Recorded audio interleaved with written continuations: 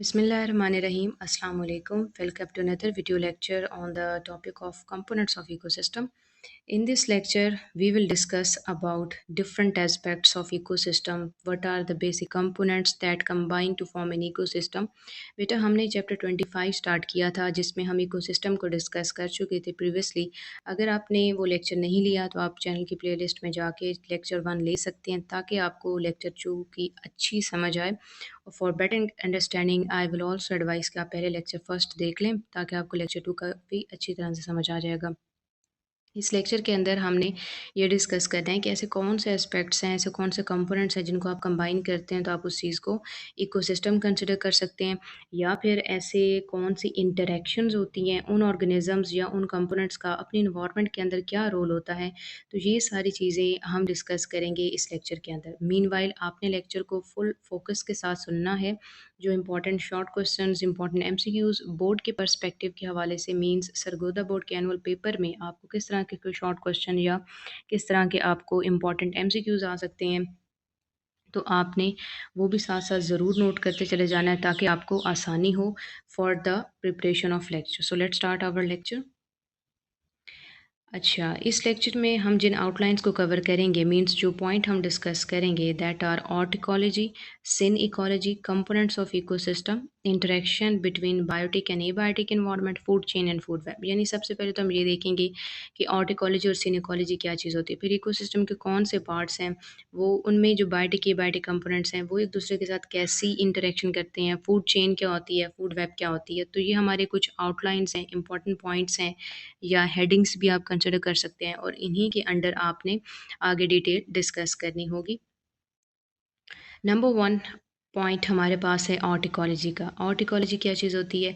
Basically हमने lecture 1 में ये चीज़ डिस्कस की थी that ecology is the study of relationship of living organisms to their environment. कि जब आप इकोलॉजी की बात कर रहे हैं, इट मीन्स दैट कि एक ऑर्गेनिज्म अपने एनवायरनमेंट के अंदर रहते हुए बाकी एनवायरनमेंट के साथ, चाहे वो फिजिकल है चाहे वो केमिकल है, मीन्स टेम्परेचर, प्रेशर, वाटर है, चाहे वो कोई इंपॉर्टेंट आइंस हैं, ऑर्गेनिक इनऑर्गेनिक मटेरियल है, या वो किसी दूसरे प्लांट के साथ, किसी दूसरे एनिमल के साथ, किसी दूसरी स्पीशी के साथ इंटरेक्शन करता है, तो वो जो एक रिलेशनशिप बनता है that is known as ecology. Means ecology क्या चीज़ होती है कि एक ऑर्गेनिज्म का अपनी इन्वायरमेंट के अंदर रहते हुए जो एक इंटरेक्शन, एक रिलेशनशिप होता है सबके साथ, चाहे वो लिविंग वर्ल्ड है चाहे वो नॉन लिविंग वर्ल्ड है इन्वायरमेंट का, तो उसको नाम दिया जाता है इकोलॉजी का। अब यहाँ पर बात आती है कि इकोलॉजी दो तरह की होती है।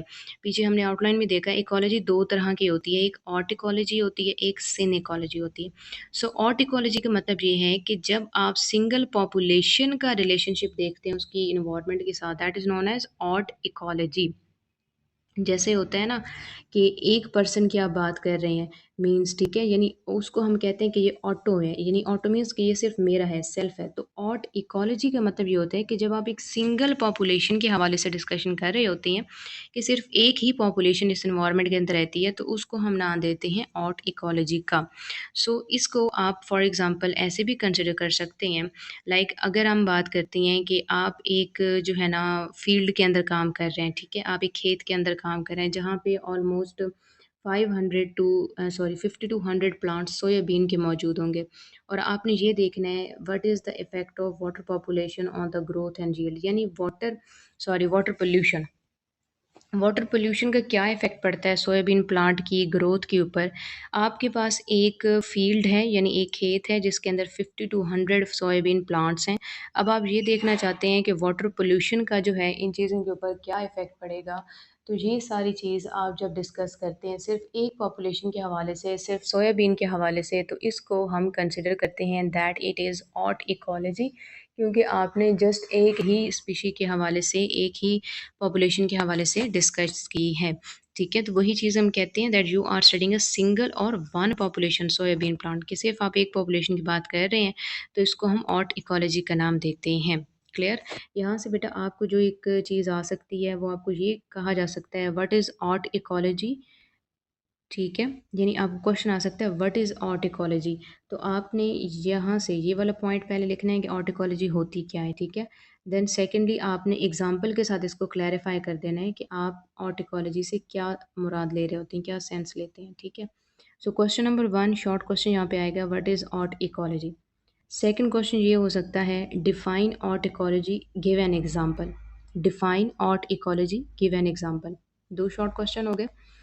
फिर उसके बाद नेक्स्ट हम ऑनवर्ड चढ़ते हैं सिन इकोलॉजी की तरफ। अच्छा, before moving toward the text content, text को पढ़ने से पहले और समझाने से पहले मैं आपको एक टर्मिनोलॉजी की बात समझा देती हूँ कि देखिए, सिन का मतलब होता है टुगेदर, इकोलॉजी तो मतलब इकोलॉजी हो गया।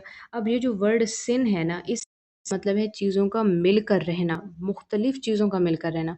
सो सिन मीन्स टुगेदर, कंबाइन, ठीक है। सीन इकोलॉजी का मतलब ये होता है कि जब बहुत सारे इंडिविजुअल्स मिलकर एक दूसरे के साथ रहते हैं ना, उसको हम नाम देते हैं सीन इकोलॉजी का। अब हम यहाँ से भी देख लेते हैं। सीन इकोलॉजी मीन्स जो ग्रोथ रिस्पॉन्स होता है किसी भी एक इंडिविजुअल प्लांट का अपनी इन्वायरमेंट की तरफ, वो एक कॉम्प्लेक्स होता है। हम प्लांट्स की बात इसलिए कह रहे हैं क्योंकि उसको थोड़ा कम्युनिकेट करना आसान हो जाता है। इसी तरह आप एनिमल को भी ले सकते हैं कि किसी भी इंडिविजुअल प्लांट को जो है इन्वायरमेंट के साथ इंटरेक्शन करने में, ग्रोथ रिस्पॉन्स करने में, ये काफ़ी कॉम्प्लेक्स फैक्टर होता है। एक फैक्टर दूसरे फैक्टर को हमेशा अफेक्ट करता है। एग्रावेट का मतलब होता है अफेक्ट कर सकता है, ठीक है, उस पर असरअंदाज हो सकता है। तो ये फैक्टर एक दूसरे के साथ इंटरेक्ट भी करते हैं, यानी एक फैक्टर दूसरे फैक्टर को असरअंदाज कर सकता है।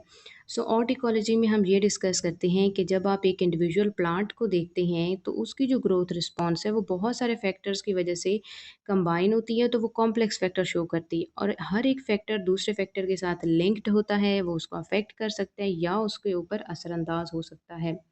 सो बेसिकली अगर हम इन्वायरमेंट की कॉम्प्लेक्सिटी देखते हैं तो इन्वायरमेंट की कॉम्प्लेक्सिटी तो ये डिपेंड करती है ना कि कितनी चीज़ों के साथ वो बना है। Depend upon combination of various factors, यानी आप कहते हैं कि एक इन्वायरमेंट है, एक एरिया है, तो उसके अंदर आप अगर कहते हैं that this area is known as environment, तो वहाँ पे आपने उसकी वेदर कंडीशंस भी देखनी है, वहाँ पे आपने उसकी वेजिटेशन भी देखनी है, वहाँ पे आपने देखना है प्लांट कौन कौन से हैं, उसमें ग्रासेस हैं या नहीं है, या डोमिनेंट ट्रीज़ हैं, या वहाँ पे एनिमल स्पीशीज़ कौन सी हैं, ठीक है, या वहाँ पे बर्ड्स कौन से हैं, मैमल्स कौन से हैं।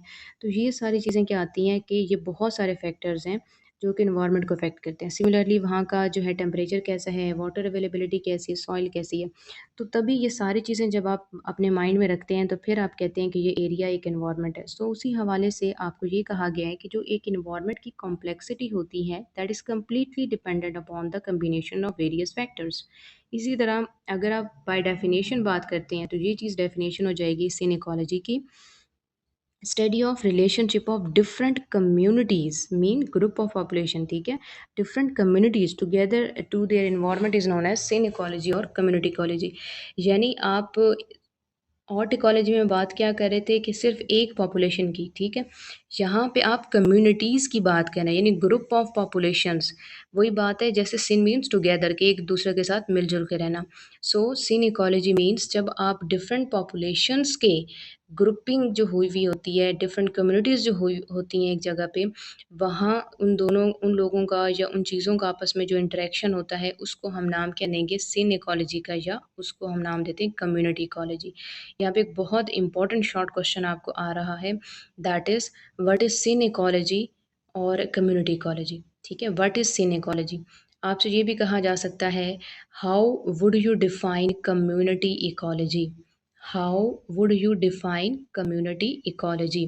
तो ये क्वेश्चन आपसे आ सकता है, या एक कॉन्सेप्चुअल क्वेश्चन भी वो कर सकते हैं, is there any difference between synecology और community ecology, is there any difference between synecology और कम्युनिटी इकोलॉजी। तो ये थ्री शॉर्ट क्वेश्चंस है जो जहाँ से इस पार्ट से आपको आ सकती हैं। अगर हम सिन इकोलॉजी की ही बात करते हैं तो अगेन हम एक डिफरेंस इसका कंसिडर कर लेते हैं ऑट इकोलॉजी के साथ, कि जब आप सिर्फ एक पॉपुलेशन की बात कर रहे हैं इन्वायरमेंट के अंदर, उसका मतलब है आप एक ऑट इकोलॉजी की बात कर रहे हैं। जब आप बहुत सारी पॉपुलेशंस की यहाँ या वहाँ पर मौजूद हर पॉपुलेशन की बात कर रहे हैं तो फिर आप बात क्या कर रहे हैं, सिन इकोलॉजी की, ठीक है। तो ये बहुत इंपॉर्टेंट पॉइंट्स आती हैं यहाँ पे सिन इकोलॉजी और जो है ऑट इकोलॉजी के दरमियान। अगेन सिन इकोलॉजी के हवाले से उन्होंने जो है इम्पॉर्टेंट पॉइंट्स भी आपके साथ शेयर किए हैं कि अगर आप सिन इकोलॉजी की बात करते हैं मीन स्टडी ऑफ कम्युनिटी की, तो आपने बहुत सारे एस्पेक्ट्स देखने हैं कि उस कम्युनिटी का ओरिजिन क्या है, उसका स्ट्रक्चर क्या है, उसकी कंपोजिशन क्या होगी। तो ये सारी चीज़ें आती हैं उसके सारे कंपोनेंट्स के अंदर, ठीक है। या हम ये कंसिडर करते हैं दैट कि जो हिस्ट्री होती है ना कम्युनिटी की, वो हमेशा डायनामिक होती है। डायनामिक्स का मतलब होता है चेंज होते रहना, यानी कम्युनिटी है ना, वहाँ पे वेदर हमेशा एक जैसा नहीं होगा। ऑब्वियसली वहाँ पे गर्मियाँ हैं तो सर्दियाँ भी आएँगी, बाहर है तो ख़ज़ाँ भी आएगी। इसी तरह वहाँ पे अगर बहुत ज़्यादा मौसम हम कहते हैं ड्राई है तो वहाँ पे बारिश भी हो सकती है, ठीक है? या अगर बहुत ज़्यादा सनी डे है तो वो रेनी डे हो सकता है। इसी तरह के हम कहते हैं ये जो चेंजेस होते हैं ये होते हैं डायनामिक चेंजेस। या अगर हम सॉइल की बात करें, सॉइल अभी बहुत रफ़ है, लेकिन हो सकता है कुछ टाइम बाद जब बारिश हो जाए, जब मौसम और अच्छा हो जाए, सॉइल का टेक्सचर अच्छा हो जाएगा, तो सॉइल के अंदर जो है खुद ब खुद फर्टिलिटी आएगी, ज़मीन ज़रख़ेज़ होना शुरू हो जाएगी। सो इस चीज़ को हम नाम देते हैं कि हिस्ट्री ऑफ कम्युनिटी हमें ये बताती है कि कम्युनिटी हमेशा डायनामिक्स में आती है। यानी डायनामिक्स का क्या मतलब होता है कि कम्युनिटी चेंज होती चली जाती है, इम्प्रूव से इम्प्रूव होती चली जाती है। So you have to consider the history of community and also its dynamics. क्या आपको कम्युनिटी की हिस्ट्री भी देखनी पड़ेगी कि पहले वो कैसी थी, डायनामिक्स भी देखनी पड़ेगी कि अब वो कैसे चेंज हुई है और किन फैक्टर्स की वजह से चेंज हुई है, ठीक है? अब कम्युनिटी की हम बात करते हैं कि ये कोई फिक्स्ड एंटिटी नहीं है, कम्युनिटी हमेशा फिक्स नहीं रहती, बदल जाती है and are going to occur at different times. यानी मुख्तलिफ वक्त पे मुख्तलिफ तरीके से ये चेंज हो सकती है। जैसे अभी मैंने आपको कुछ एग्जांपल्स दिए टेम्परेचर, सॉइल और बारिश वगैरह की। तो इस तरह से कम्युनिटी हमारे लिए कॉम्प्लेक्स भी है, but at the same time it is very important because ये वही इन्वायरमेंट है जिसके अंदर हम खुद रहते हैं, जिसके अंदर हमारे रिलेटेड प्लांट्स, एनिमल स्पीशीज़ रहती हैं।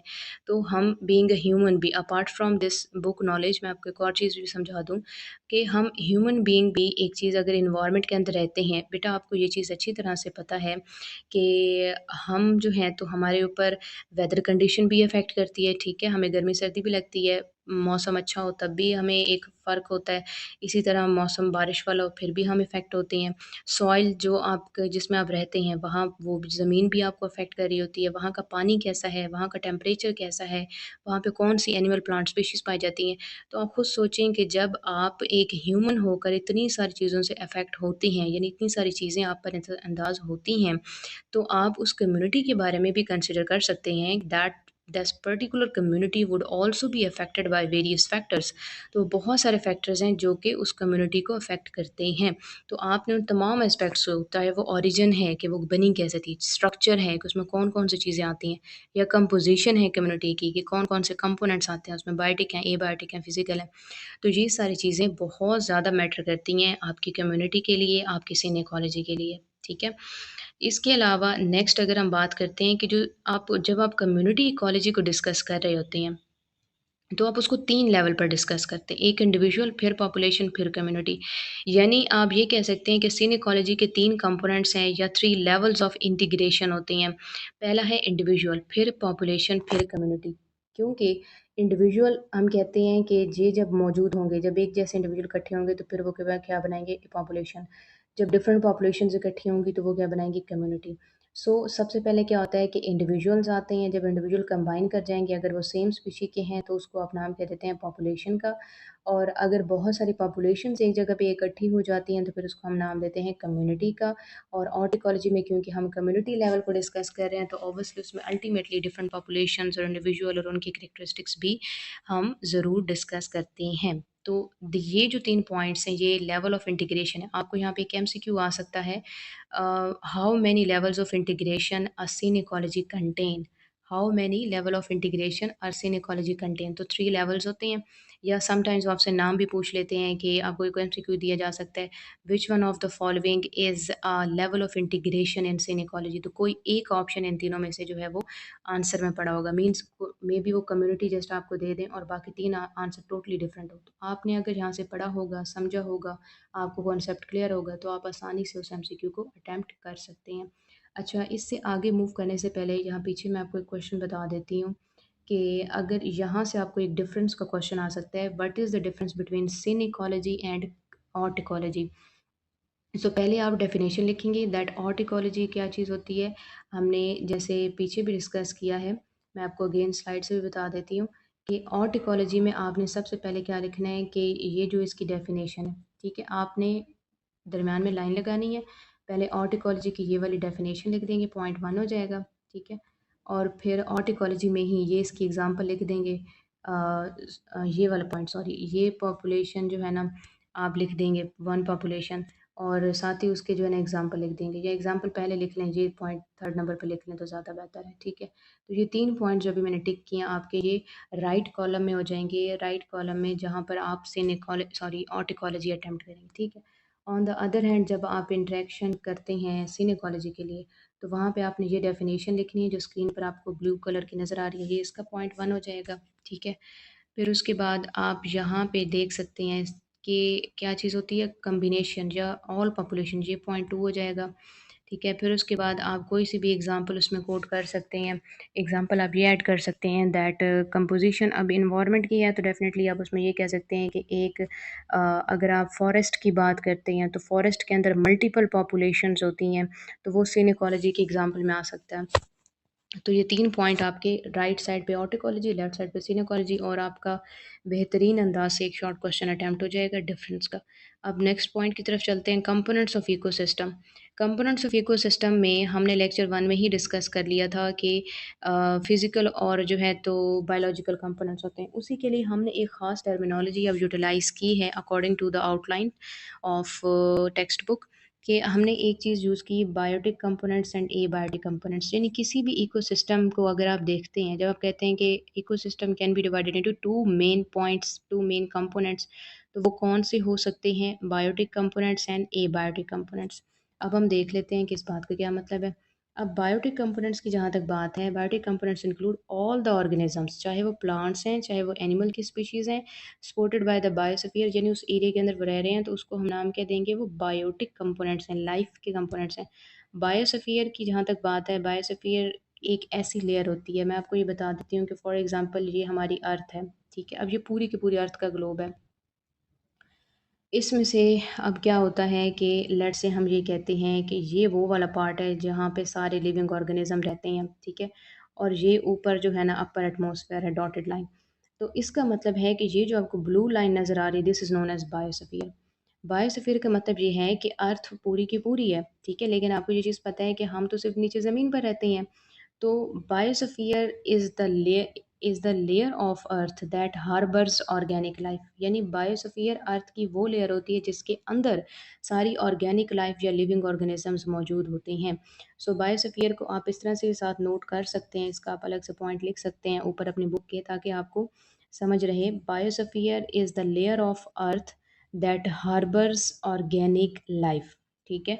और बायोस्फीयर स्प्रेड कैसे होता है, कितनी किलोमीटर है, यानी अगर आप ज़मीन से ऊपर देखते हैं ना, 8 to 10 kilometres to upper reach of atmosphere, यानी जहाँ पे आपको बादल वगैरह नज़र आते हैं ना, उससे ऊपर 8 से, वहाँ से शुरू करके और उससे ऊपर 8 से 10 किलोमीटर चले जाएँ तो वो बायोस्फीयर वहाँ तक जो है वो फैला हुआ होता है, यानी नीचे ज़मीन से लेकर और बादल से भी 8 से 10 किलोमीटर ऊपर की तरफ जो है वो आपको बायोस्फीयर नज़र आ रहा होता है। And also as same distance in the depths of ocean, और सेम यही चीज़ आप नीचे ज़मीन की तरफ चले जाएँ या ओशन की तरफ चले जाएँ तो ये सारे एक ऐसा एरिया आ जाता है from the very depth of the ocean और लैंड एज वेल, यहाँ से ज़मीन से या ओशन की बहुत डेप्थ से लेकर ऊपर आसमान तक जहाँ पर आपको बादल वगैरह नज़र आ रहे होते हैं, वहाँ तक का जो सारा एरिया है वो बायोटिक बायोस्फीयर के अंदर आता है, यानी जो बायोटिक या लिविंग ऑर्गेनिजम्स को सपोर्ट कर रहा होता है। तो यहाँ पे आपको एक क्वेश्चन आ सकता है, what is biosphere, what is biosphere, तो आप लिख सकते हैं biosphere is the layer of earth that harbours organic life, it's spread over the surface of plant planet earth, extending from 8 to 10 kilometers to upper reach of atmosphere and also the same distance into the depth of oceans। तो ये आपका हो जाएगा what is biosphere. फिर उसके बाद हम आ जाते हैं ए बायोटिक कंपोनेंट्स पे। देखें, ए का मतलब होता है विदाउट, यानी जो चीज़ नहीं होती, ठीक है। ए का मतलब क्या होता है, विदाउट। अब ए मीन्स विदाउट, ए मीन्स जितने भी नॉन लिविंग जो कंपोनेंट्स हैं, चाहे वो एटमॉस्फेयर है चाहे वो सॉइल है, तो उसको आप नाम क्या देते हैं, उसको आप नाम देते हैं ए बायोटिक कंपोनेंट्स का, जो नॉन लिविंग कंपोनेंट्स का। फॉर एग्जांपल एटमॉस्फेयर, एटमॉस्फेयर में एटमो का मतलब है एयर, ठीक है। स्फीयर का मतलब है प्लेस। हाइड्रोस्फीयर यानी वाटर की एनवायरनमेंट की आप बात करें, चाहे वो फ्रेश वाटर है, मेरीन है, सी है, ओशन है, लेक है, जो भी है। लिथो का वर्ड जो है वो अर्थ के लिए आप यूज़ करते हैं, लिथोस्फीयर अर्थ की आप बात करें, यानी लैंड एनवायरनमेंट की, ज़मीन की बात करें, क्रस्ट की। सो एटमॉस्फेयर जब आप हवा की बात कर रहे हैं, हाइड्रोस्फीयर जब आप पानी की बात कर रहे हैं, पानी की डिफरेंट जो वाटर बॉडीज़ होती हैं उनकी बात कर रहे हैं, चाहे वो चाहे वो रिवर है, लेक्स हैं, ओशंस हैं, या आप लिथोस्फीयर की बात कर रहे होते हैं यानी अर्थ क्रस्ट की, तो ये सारी चीज़ें किसके अंदर आती हैं, ये सारे एबायोटिक या नॉन लिविंग कंपोनेंट्स के अंदर आते हैं। ये जैसे आपको दिखाया भी है, एक फ्लो चार्ट के थ्रू दिखाया गया है कि अगर आप इन्वायरमेंट की बात करते हैं, दो ही पार्ट हैं, एक उसका क्या है, एबायोटिक कंपोनेंट है, ठीक है? और दूसरा उसमें क्या आता है, उसमें बायोटिक कंपोनेंट आता है। अब एबायोटिक कंपोनेंट के अंदर इंक्लूड किया जाता है वाटर को, ठीक है? इसके अलावा सॉइल की एनर्जी कितनी है, टेम्परेचर कितना है, ग्रेविटी कितनी, टोपोग्राफी, टोपोग्राफी कहते हैं सॉइल के टेक्सचर को, कि वहाँ पे ज़मीन की खासियत कैसी है, ज़मीन खुरदरी है या ज़मीन हमवार है, ज़मीन ज़रख़ेज़ है या ज़मीन बिल्कुल ही बंजर है, तो ये टोपोग्राफी के अंदर आता है। यानी surface characteristics of a soil is known as topography. Surface characteristics of a soil is known as topography. ये आप साथ में बुक के ऊपर लिख सकते हैं ताकि आपको समझ रहे कि टोपोग्राफी का क्या मतलब होता है। इसी तरह बायोटिक कंपोनेंट्स में हम जानते हैं 3 चीज़ें, या तो प्रोड्यूसर होगा या कंज्यूमर होगा या डिकम्पोज़र होगा। तो ये सारी चीज़ें आती हैं हमारी इन्वायरमेंट के अंदर, हमारे इकोसिस्टम के पार्ट के अंदर, ठीक है? फिर अब हम देख लेते हैं कि इकोसिस्टम के अंदर कौन से प्रोसेसेस होते हैं। The main processes occurring in ecosystem include feeding and circulation of chemical elements together with energy flowing through the ecosystem। अब हम कहते हैं कि सबसे जो एक बेसिक फंक्शन है ना, या आपको अगर एमसीक्यू आता है what are the processes of ecosystem, तो दो ही प्रोसेसेस हैं, feeding, circulation of chemical energy. Feeding का मतलब है कि ऑर्गेनिजम्स ने फूड को गैदर करना है, अपने लिए खुराक का बंदोबस्त करना है। और सर्कुलेशन ऑफ केमिकल एलिमेंट्स का मतलब ये होता है कि किस तरह से वो एनर्जी ले रहा है, फिर उसको यूटिलाइज़ करेगा और कैसे वो एनर्जी अगले ऑर्गेनिज़्म तक जाएगी। तो इसको हम नाम देते हैं सर्कुलेशन ऑफ एनर्जी, और हर एनर्जी लेवल जो है वो कम होता चला जाता है। अब इसमें मैं आपको एक छोटी सी एग्ज़ाम्पल यहीं पे बता देती हूँ कि इसका क्या मतलब है। फॉर एग्ज़ाम्पल देखें, प्लांट्स हैं वो प्रोड्यूसर्स हैं, ठीक है? अब प्रोड्यूसर हैं तो उन्होंने फूड की सिंथेसिस करनी है। अब मिसाल के तौर पे ग्रास है ना, ठीक है? एक छोटी-सी एग्ज़ाम्पल है इस बात को क्लियर करने के लिए। ग्रास है तो उसको फ़ीड करेंगे हर्बीवोर्स, यानी अगर घास है तो उसको।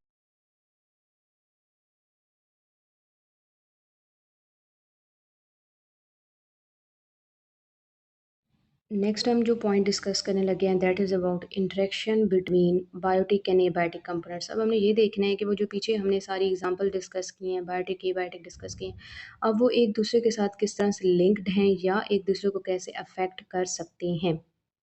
ठीक है, अब इकोसिस्टम जो है उसके 3 पार्ट होते हैं, कौन से? प्रोड्यूसर, कंज्यूमर और डिकम्पोज़र, ठीक है? और ये सब एक दूसरे के साथ कनेक्टेड हैं क्योंकि इन्होंने एनर्जी प्रोसेसेस कंसर्न करने हैं, यानी इन्होंने फूड गैदर करना है, फिर उसकी केमिकल एलिमेंट सर्कुलेशन करानी है, और हर एक लेवल पर जो है ना एनर्जी कम होती चली जाती है। कैसे? ये मैं आपको आगे बता देती हूँ, लेकिन पहले हम ये कंसिडर कर लेते हैं, ये पढ़ लेते हैं कि भाई ये चीज़ें या ये टर्म्स हैं क्या। प्रोड्यूसर्स जो होते हैं ये ऐसे ऑर्गेनिजम्स हैं जो कि ग्रीन फोटोसिंथेटिक प्लांट्स होते हैं, जिन्होंने सनलाइट को कैप्चर करना है, फोटोसिंथेसिस करनी है और ऑर्गेनिक फूड बना लेना है। यानी सिंपल इनऑर्गेनिक आयंस वाटर और कार्बन डाइऑक्साइड को फिक्स करके इन्होंने वहाँ से ऑर्गेनिक फूड बना लेना होता है, जो कि mostly in the case of glucose होता है। जैसे कि आप पार्ट 1 के अंदर जो है फोटोसिंथेसिस का टॉपिक काफ़ी डिटेल से पढ़ चुके हैं, ठीक है? तो इनको हम नाम देते हैं ऑटोट्रॉफिक ऑर्गेनिजम्स का।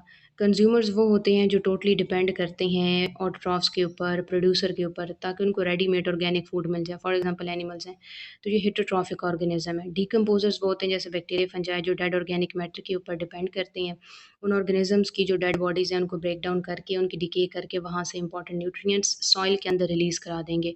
For example nitrates, ammonia, phosphate, potassium and calcium, ठीक है? इसके अलावा अगर हम फूड चेन की बात कर लेते हैं, अब देखिए हमने स्टार्टिंग में ही बात की है कि एबायोटिक बायोटिक कंपोनेंट एक दूसरे के साथ लिंक्ड हैं। फिर हमने कहा कि प्रोड्यूसर, कंज्यूमर, डिकम्पोज़र जो होते हैं वो एक दूसरे के साथ लिंक्ड होते हैं। फिर हमने ये देखा कि उन तीनों वर्ड्स का मतलब क्या है, दैट क्या चीज़ होती है प्रोड्यूसर, कंज्यूमर या डिकम्पोज़र। अब हमने उनका लिंक पढ़ना है, तो वो लिंक आता है फूड चेन के अंदर। फूड चेन ये है कि फॉर एग्ज़ाम्पल एक प्रोड्यूसर है, उसने एक चीज़ बना लिया, ठीक है, फोटोसिंथेसिस से प्लांट ने, फिर उसके बाद एक हर्बीवोर एनिमल है जिसने उस पे फ़ीड किया। हर्बीवोर एनिमल्स ने उस पे फ़ीड भी कर लिया है, उसके अंदर केमिकल एनर्जी भी आ गई है। अब उसको एक जो है तो कार्निवोर ने, यानी सेकेंडरी कंज़्यूमर ने फ़ीड कर लिया। फिर उसके बाद उसको एक जो है ना हम कहते हैं कि एक और ऑर्गेनिज़्म ने फ़ीड कर लिया, तो फिर तो ठीक है वो टर्शियरी कंज़्यूमर हो जाएगा। अगर वो ऑर्गेनिज़्म नहीं करता, ठीक है, और यहीं पर इस ऑर्गेनिज़्म की जो है वो डेथ हो जाती है, तो इसकी डिकम्पोज़िशन हो जाएगी, तो इसका मतलब है कि डिकम्पोज़र ने उसको यूटिलाइज़ कर लिया। अब ये जो एक लिंक है प्रोड्यूसर से हर्बीवोर, हर्बीवोर से कार्निवोर, कार्निवोर से ओमनीवोर की तरफ, या कार्निवोर की डेथ या ओमनीवोर की डेथ और डेट्रीटिवोर्स का आ जाना, तो ये एक लिंक फूड चेन कहलाता है। फॉर एग्ज़ाम्पल उन्होंने आपको एग्ज़ाम्पल से समझाया है कि अगर ईगल ईट करता है ब्लू बर्ड को, तो ब्लू बर्ड ईट कर रहा था कैटरपिलर को, और कैटरपिलर फीड करता है ग्रास एंड ग्रीन लीव्स पे। यानी सिंपली हम ये कहते हैं कि ये ग्रास थी जिसको किसने खाया है, कैटरपिलर ने। कैटरपिलर को खाया है ब्लू बर्ड ने और ब्लू बर्ड को खा गया ईगल। तो ये चीज़ आती है सिंपल सी फूड चेन में। तो ये आपका प्रोड्यूसर हो गया, ये हर्बीवोर या प्राइमरी कंज्यूमर, ये कार्निवोर या सेकेंडरी कंज्यूमर, और ये टर्शरी कंज्यूमर, या आप इसको ओमनीवोर कह सकते हैं क्योंकि ईगल किसी भी चीज़ पर फीड कर सकते हैं। तो ये एक सिंपल सी फूड चेन है जो आपको समझाई गई है कि इनका आपस में क्या लिंक होता है। फूड वेब क्या चीज़ होती है? Combination of many food chains. ये सिंपल नहीं होती बल्कि ये कॉम्प्लेक्स होती है, क्योंकि फूड चेन के अंदर क्या, सॉरी, फूड वेब के अंदर क्या होता है कि बहुत सारे एनिमल्स एक दूसरे के साथ लिंक्ड होते हैं। तो एक एनिमल एक वक्त के अंदर डिफरेंट फूड खा सकता है, वो बहुत सारी चीज़ें खा सकता है, जो भी चीज़ उसको मिल जाएगी उसने खा लेनी है। फॉर एग्जांपल फॉक्स ना सिर्फ रैबिट पर फीड करती है, बल्कि अगर इसको बीटल्स मिलेंगे तो वो बीटल खा लेगी, अगर रैट्स मिलेंगे तो वो रैट भी खा लेगी। ठीक है, इसी तरह जितनी भी फूड चेन्स और फूड वेब्स होती हैं वो हमेशा प्रोड्यूसर से ही शुरू होती हैं, और उनका आपस में एक दूसरे के साथ 3 लिंक होते हैं। ठीक है, वो भी हम डिस्कस करेंगे आगे कि कौन से लिंक। लेकिन आपने ये चीज़ याद रखनी है कि जो फूड वेब होती है ना वो हमेशा प्रोड्यूसर से ही शुरू होती है, चाहे फूड चेन हो चाहे फूड वेब हो, क्योंकि ऑब्वियसली प्लांट फोटोसिंथेसिस करेंगे, फूड बनाएँगे, तभी तो हर्बीवोर और कार्निवोर और ओमनीवोर इन पे फीड कर सकते हैं। सो दैट्स व्हाई ये चीज़ आपने याद रखनी है, बहुत इंपॉर्टेंट बात है, एमसीक्यू में आपसे पूछी जा सकती है। यहाँ पे उन्होंने आपको डिफरेंट फूड चेन्स दिखाई हैं, तो एक दरमियान वाली पहली ये डिस्कस कर लेते हैं। ग्रास जो है, अगर हम देखते हैं कि ग्रास को फीड किया था रैट ने, रैट को फीड कर लेता है आउल, तो ये आपके पास जो है ना एक फूड चेन हो जाती है थोड़ी सी इस तरह से। ये फूड चेन नंबर 1 हो गई है। ठीक है, फिर दूसरी फूड चेन क्या है कि ग्रास को अगर रैबिट फीड करता है तो रैबिट को आगे डॉग फीड कर लेता है, तो ये आपके पास आ जाती है दूसरी फूड चेन। ठीक है, इसी तरह ग्रास को अगर बीटल ईट करता है और बीटल को फॉक्स खा जाती है, तो ये आपके पास आ जाती है तीसरी फूड चेन। इसी तरह हम ये बात करते हैं कि जो रैबिट वाली बात है, रैबिट को जो है ना डायरेक्टली फॉक्स भी ईट कर सकती है। ठीक है, कि रैबिट को जो है ना, ये क्या होता है कि रैबिट को फॉक्स ईट कर सकती है, तो ये आपकी 4 फूड चेन हो गई। इसी तरह जो है हम कहते हैं कि रैबिट को जो है ना ये आउल भी ईट कर सकता है, तो ये 5 फूड चेन हो गई। इसी तरह हम ये डिस्कस करते हैं कि जो बीटल है, ठीक है, बीटल को जो है ना आउल भी फीड कर सकता है, तो ये 6 फूड चेन हो गई। और at the end 7 food chain कहाँ पे बनेगी, जब हम कहते हैं कि आउल को डॉग भी खा सकता है, तो ये 7 फूड चेन बन जाएंगी। अब आप अपनी स्क्रीन पर देखें तो आपको 7 डिफरेंट फूड चेन्स दिखाई गई हैं। तो ये जो 7 डिफरेंट फूड चेन्स आपको दिखाई गई हैं, इसी को हम नाम क्या दे रहे हैं, फूड वेब। देखिए, चेन का मतलब होता है कि एक एक रस्सी की तरह की चीज़ होती है चेन। ठीक है, वेब का मतलब होता है जाल। मुख्तलिफ रस्सियाँ जब एक दूसरे से मिलती हैं, लेफ्ट राइट ऊपर नीचे उनको जोड़ा जाता है, तब एक जाल बनता है। तो ये फूड चेन है जो कंबाइन करती है, तो कम्बिनेशन बनता है जिसको हम फूड वेब का नाम देते हैं। अब स्क्रीन पर अगर आप देखें तो आपको ये 7 डिफरेंट फूड वेब्स, एक सॉरी, 7 डिफरेंट फूड चेन्स एक ही फूड वेब के अंदर दिखाई गई है। तो हमने डिस्कस की है एक फूड वेब जिसके अंदर 7 फूड चेन्स आती हैं। ठीक है, फिर उसके बाद अगर आप लेवल देखें तो 3 लेवल होते हैं, प्रोड्यूसर्स, प्राइमरी कंज्यूमर्स और सेकेंडरी कंज्यूमर्स। प्रोड्यूसर्स होते हैं वो जिनको आप प्लांट्स कह रहे हैं, प्राइमरी कंज्यूमर्स होते हैं सारे हर्बीवोर्स जो कि ग्रास पे फीड करते हैं, और सेकेंडरी कंज्यूमर होते हैं सारे कार्निवोर्स। कार्निवोर्स को हम सेकेंडरी कंज्यूमर कहते हैं। तो होपफुली कि आपको यहाँ से पॉइंट क्लियर हो गया होगा। अब फूड चेन की अगर हम बात करते हैं, फूड वेब की बात करते हैं, तो हम यही कहते हैं कि यहाँ पे कॉम्प्लेक्स लिंक्स होते हैं। T1 जो है वो फर्स्ट ट्रॉपिक लेवल होता है, वो हमेशा प्रोड्यूसर का होगा, जिसमें सारे ग्रीन प्लांट्स या ग्रास या प्लांक्टन्स, फाइटोप्लांक्टन्स आते हैं। फाइटोप्लांक्टन क्या होते हैं? फाइटो का मतलब होता है प्लांट, और प्लांक्टन का मतलब है ड्रिफ्टिंग, यानी जो पानी के अंदर होती है ना, एल्गी वगैरह जो वाटर में फ्लोट कर रहे होते हैं, उसको हम फाइटोप्लांक्टन कहते हैं। ठीक है, इसी तरह कंज्यूमर्स जो होते हैं यानी प्राइमरी कंज्यूमर, वो सेकंड ट्रॉपिक लेवल पे आता है जिसको आप हर्बीवोर कहते हैं। फिर थर्ड ट्रॉपिक लेवल पे सेकेंडरी कंज्यूमर कार्निवोर आ जाता है। फोर्थ ट्रॉपिक लेवल T4 पर आता है टर्शरी कंज्यूमर यानी ओमनीवोर। ठीक है, तो वैरायटी ऑफ वेज में फूड चेन एक दूसरे के साथ लिंक्ड होती है, जैसे कि आउल प्रे कर सकता है रैबिट पर भी, माइस पर भी, उन्होंने जस्ट एक एग्जांपल से समझाया। इसी तरह हम कहते हैं कि अगर रैबिट को फॉर एग्ज़ाम्पल डिज़ीज़ हो जाता है, उसकी डेथ हो जाती है, पॉपुलेशन डाउन हो जाएगी, तो बहुत ही कम प्लांट्स वो कंज़्यूम करेगा। तो इससे क्या होगा कि प्लांट पे अब बहुत कम इंडिविजुअल फ़ीड कर रहे हैं, तो प्लांट की पॉपुलेशन तो बहुत ज़्यादा हो जाएगी, प्लांट की तो लार्ज पॉपुलेशन हो जाएगी। अब बहुत ज़्यादा प्लांट हो जाएँगे, सीड्स और फ्रूट भी ज़्यादा हो जाएँगे, तो ज़ाहिर-सी बात है कि फिर वहाँ पे रैट की पॉपुलेशन काफ़ी आसानी से ग्रो कर सकती है। यानी फूड चेन में आप ये क्लियरली देखते हैं कि अगर एक ऑर्गेनिज़्म की पॉपुलेशन कम हो रही है, तो उससे क्या होता है कि प्रोड्यूसर ज़्यादा होते चले जाएँगे, ज़ाहिर-सी बात है। अब प्रोड्यूसर ज़्यादा हो रहे हैं, तो फिर उस पर फ़ीड करने वाली जो दूसरी पॉपुलेशन है, वो बड़ी आसानी से ग्रो कर सकती है। और इसका एक रीज़न ये भी है कि रैबिट क्योंकि फ़ीड करता है माउस के ऊपर। अब रैबिट के ना होने के 2 इफ़ेक्ट हो रहे हैं। एक ये कि रैबिट ना होने से प्लांट ज़्यादा से ज़्यादा ग्रो कर रहे हैं, क्योंकि उनको कोई खा नहीं रहा, और रैबिट ना होने की वजह से रैट की पॉपुलेशन भी ज़्यादा से ज़्यादा ग्रो कर रही है, क्योंकि अगेन वही बात है कि उनको कोई नहीं खा रहा। ठीक है? तो ये चीज़ हमारे पास आती है कि फूड चेन्स जो होती हैं या एक पॉपुलेशन दूसरी पॉपुलेशन को इस तरह से असरअंदाज़ करती है। फिर उसके बाद हम आते हैं कि अगर नंबर ऑफ़ रैट जो है, फिर वही बात है कि नंबर ऑफ़ माइस अगर इंक्रीज़ करता है, तो उससे क्या हो जाएगा, नंबर ऑफ़ माइस इंक्रीज़ होता चला जाएगा, तो आउल के लिए फूड चेन बनती चली जाएगी, तो आहिस्ता-आहिस्ता वो भी इंक्रीज़ होता चला जाएगा। इसी तरह रैबिट की पॉपुलेशन अगर इंक्रीज़ होती है, प्राइमरी कंज़्यूमर इंक्रीज़ होगा, अगेन आउल के लिए रिसोर्स बन जाएगा। तो इस तरह से इकोसिस्टम एक-दूसरे को बैलेंस करते हैं। यानी जब एक कम हो रहा था, तो ज़ाहिर-सी बात है कि दूसरा भी कम होता गया, तो तीसरे को अल्टीमेटली फ़ायदा हो गया था। इसी तरह अगर एक ज़्यादा होता चला जा रहा है, तो दूसरा भी उसके साथ लिंक्ड है, तो तीसरे को अगेन फ़ायदा होता चला जाएगा। इस चीज़ को हम नाम देते हैं फूड वेब का। Thank you so much for this lecture and your patience as well. यहाँ से जो प्रीवियस स्लाइड्स अभी हमने डिस्कस की हैं, उनके मैं शॉर्ट क्वेश्चंस आपको बता देती हूँ, जहाँ पे हम ये बायोटिक और एबायोटिक कंपोनेंट्स की डिस्कशन कर रहे थे। क्योंकि उससे पहले के जितने भी शॉर्ट क्वेश्चंस थे, वो मैं आपको मीनवाइल बता चुकी हूँ, साथ में एमसीक्यूज़ भी। तो यहाँ पर बेटा आपको एक क्वेश्चन आ सकता है, सॉरी यहाँ पर नहीं, पीछे प्रीवियसली, हाँ, यहाँ पर आपको क्वेश्चन आ सकता है, what is the difference between abiotic and biotic components. तो आप इसको डिफ़ाइन कर सकते हैं, पॉइंट्स में कन्वर्ट कर सकते हैं। फिर आपको ये क्वेश्चन आ सकता है यहाँ पर, ये सारा आपने जस्ट पढ़ना है एक दफ़ा। यहाँ से आपको एमसीक्यूज़ के लिए पॉइंट ऑफ व्यू के हवाले से आपने पढ़ना है कि कौन से आयन्स रिलीज़ होते हैं, nitrate, ammonium phosphate, calcium, potassium.